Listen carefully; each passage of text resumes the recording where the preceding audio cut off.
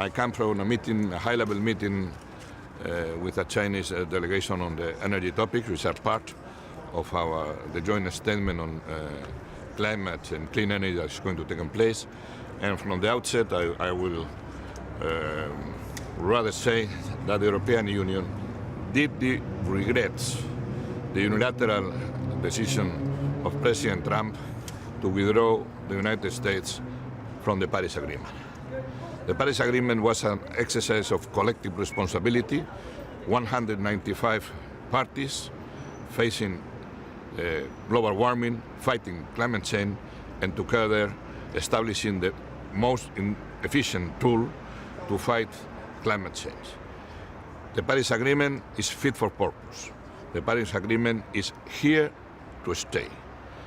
And the 29 articles of the Paris Agreement, of this Paris Agreement, are not to be renegotiated.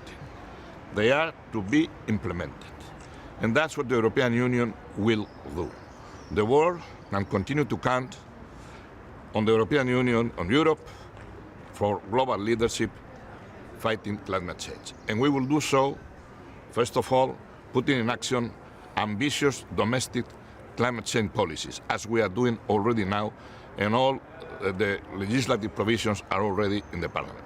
We will do it by supporting developing and the most exposed countries to climate change, supporting their efforts to adapt and to mitigate the impacts of climate change.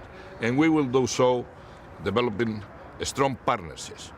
Partnerships with our friends, partnerships like today, the one we are establishing with China, with the joint statement of the leaders on climate and clean energy, and partnerships also with the United States citizens, with the United States company, with the United States community, with the United States states, which have been very vocal supporting Paris and which are taking climate action. We will continue implementing our policies. We will strengthen our partnerships because we will stand by Paris, we will implement Paris, and we will be responsible for the future generations in this challenge to save our planet.